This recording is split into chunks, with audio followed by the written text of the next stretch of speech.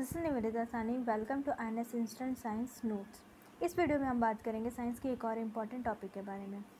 INS पर NCERT science summary का पूरा कोर्स सीरीज़ होगा जिसमें आपको हर चैप्टर के हर टॉपिक पर वीडियोस मिलते रहेंगे, जो कि आपके हर उस एग्ज़ाम के लिए यूज़फुल होगा जहाँ साइंस सेक्शन से क्वेश्चन पूछे जाते हैं।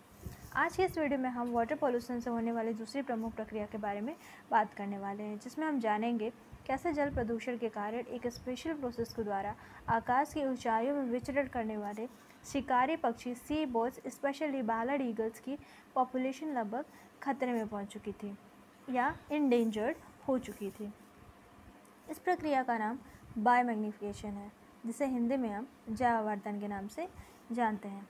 आइए जानते हैं क्या है बायोमैग्निफिकेशन, क्या है जैव आवर्धन। इस प्रक्रिया को हम इन कुछ सब हेडिंग्स के थ्रू समझेंगे। What is biomagnification, type of biomagnification, process of biomagnification, cause and effect, diagrammatical representation, difference between biomagnification and bioaccumulation, prevention of biomagnification. What is biomagnification, biomagnification क्या है? Biomagnification is increase in the concentration of toxins in the body tissue of organism as it moves from one trophic level to next। मतलब जीवों के शरीर के ऊतकों में विषाक्त पदार्थों की सांद्रता में टाइम के साथ इंक्रीमेंट हो जाती है या वृद्धि हो जाती है, जो एक ट्रॉफिक लेवल से नेक्स्ट में मूव करती जाती है, जैव आवर्धन कहलाती है। टाइप ऑफ बायोमैग्निफिकेशन, जैव आवर्धन के प्रकार। फर्स्ट है परसिस्टेंट बायोमैग्निफिकेशन, दृढ़ जैव आवर्धन। नेक्स्ट है फूड चेन एनर्जेटिक्स, खाद्य श्रृंखला energetics. Next low rate of internal degradation of substances, आंतरिक क्षरण डिग्रेडेशन की कम दर। प्रोसेस, क्या प्रक्रिया है जैव आवर्धन की? आइए इसे हम एक फ्लो चार्ट के थ्रू समझने की कोशिश करते हैं। इसमें कुछ 6 स्टेप्स हैं, जिसमें फर्स्ट स्टेप है release of toxic chemicals and pollutant into the environment. मतलब टॉक्सिक केमिकल्स डिस्पोज कर दी जाते हैं एनवायरनमेंट में, जैसा कि हम सब जानते हैं कहाँ पर, वाटर बॉडी में। फिर ये वहाँ से सेकेंड स्टेप में मीन्स फाइटोप्लैंक्टन्स में पहुँच जाते हैं। कैसे? इस अफेक्टेड वाटर का यूज़ जलीय पौधे अपना भोजन बनाने में यूज़ करते हैं, मीन्स फोटोसिंथेसिस की प्रोसेस में कंज्यूम करते हैं, जिससे ये पोल्यूटेंट सेकेंड स्टेप में पहुंच जाते हैं, मतलब फाइटोप्लैंक्टन्स में पहुंच जाते हैं। Then next step zooplanktons. ये जूप्लैंक्टन्स जो होते हैं वो फाइटोप्लैंक्टन्स को एज अ फूड कंज्यूम करते हैं या खाते हैं, जिनसे कि कंटामिनेटेड पोल्यूटेंट्स जो होते हैं वो इनमें इंटर कर जाते हैं या पहुंच जाते हैं। Fourth step small fishes consume the zooplankton. Small fishes, छोटी मछलियाँ जो होती हैं वो इन जूप्लैंक्टन्स को एज अ फूड कंज्यूम करती हैं, खाती हैं, जिससे कि पोल्यूटेंट्स जो होते हैं वो जूप्लैंक्टन से स्मॉल फिशेस के अंदर इंटर कर जाते हैं। Fifth step the large fish consume the small fishes. बड़ी मछलियाँ जो होती हैं इन छोटी मछलियों को एज अ फूड कंज्यूम करती हैं, खाती हैं, जिससे कि ये पोल्यूटेंट्स नेक्स्ट ट्रॉफिक लेवल में इंटर कर जाते हैं। And at the last sixth step the top food chain organism consume the fishes. Means large fish, बड़ी मछलियों को टॉप कंज्यूमर मतलब शिकारी पक्षी खाते हैं भोजन के रूप में, जिससे कि ये केमिकल पोल्यूटेंट्स फूड चेन या खाद्य श्रृंखला के टॉप कंज्यूमर में पहुंच जाते हैं, वो भी अपनी प्राइमरी स्टेज की पावर से कई गुना अधिक सांद्रता के साथ या कंसंट्रेशन के साथ। अब इस प्रक्रिया को हम इस चित्र के माध्यम से समझते हैं। यहाँ पर अफेक्टेड वाटर बॉडी का यूज़ फोटोसिंथेसिस में फाइटोप्लैंक्टन्स के द्वारा किया जाता है, जो कि फिर कंज्यूम कर लिए जाते हैं जूप्लैंक्टन्स के द्वारा। जूप्लैंक्टन्स जो कि फूड बनते हैं स्मॉल फिशेस के, वो फिर फूड बन जाते हैं लार्ज फिशेस की। फिर ये लार्ज फिशेस जो हैं वो शिकारी पक्षियों के द्वारा खा लिए जाते हैं, कंज्यूम कर लिए जाते हैं। जिससे कि हम देख सकते हैं कि कैसे ये पॉल्यूटेंट जो होते हैं वो वाटर बॉडी से टॉप कंज्यूमर तक पहुंचते हैं, मतलब जल से कैसे शिकारी पक्षियों तक पहुंच जाते हैं। This phenomena is well known for the mercury and DDT.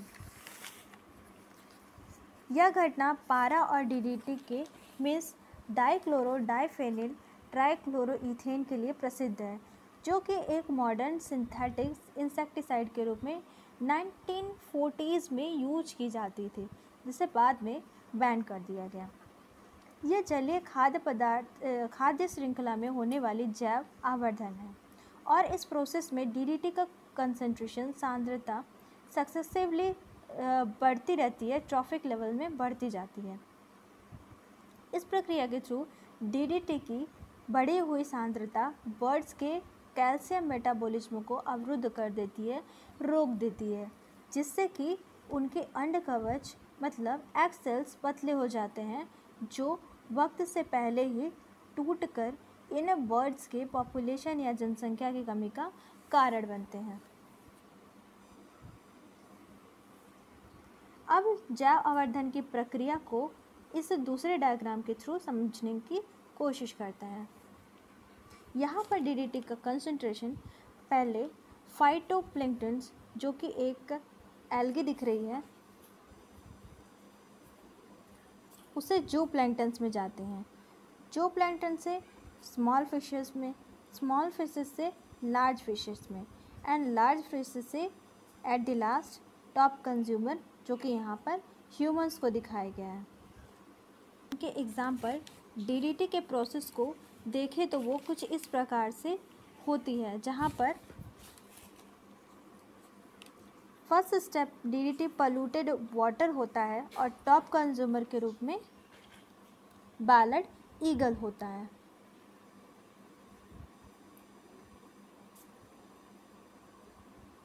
यहाँ पर आपको बढ़ता हुआ कंसंट्रेशन भी दिखाई देगा।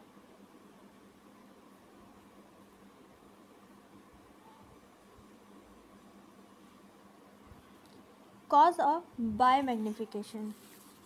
बायोमैग्निफिकेशन के क्या कारण हैं?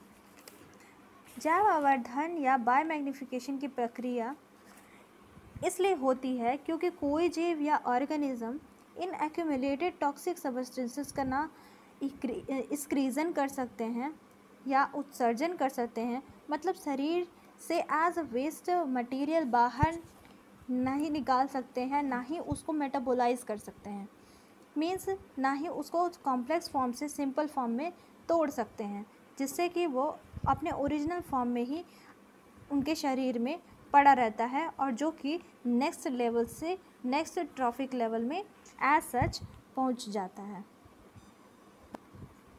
Effect on reproduction and development of marine creature, effect on human health easily some.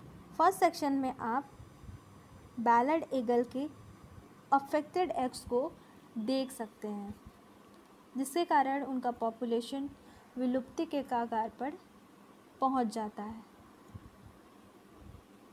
Second section में आप ह्यूमन बॉडी के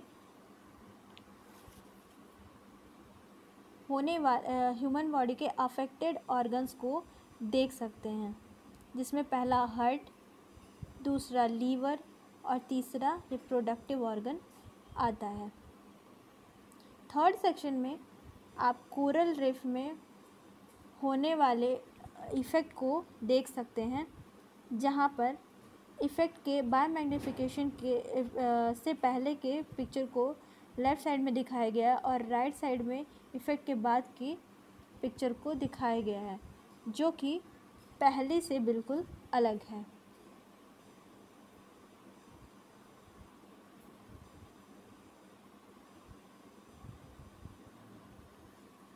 अब एक बड़ा डाउट जो ऑलवेज मन में रहता है, माइंड में रह जाता है क्या डिफरेंस है बायो एक्यूमुलेशन और बायो मैग्नीफिकेशन का?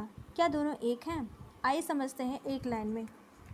बायो एक्यूमुलेशन में पॉल्यूटेंट्स की कंसंट्रेशन का इंक्रीमेंट हो जाता है ऑर्गेनिज्म में, जबकि बायो मैग्नीफिकेशन में पॉल्यूटेंट्स की कंसंट्रेशन का इंक्रीमेंट होता है फूड चेन के अंदर, ना कि केवल एक ऑर्गेनिज्म में।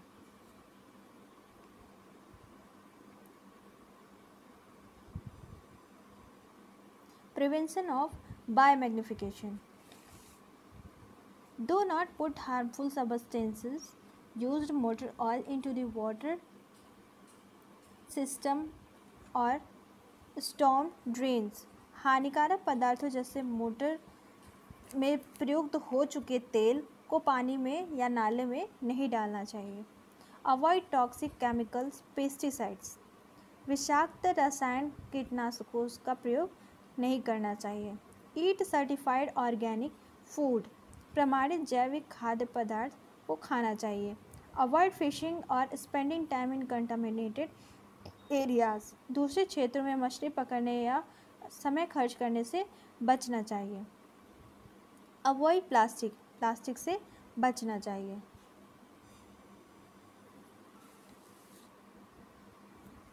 उम्मीद है ये डिस्कशन आपकी अंडरस्टैंडिंग को बढ़ाने में, बेहतर बनाने में हेल्प की होगी।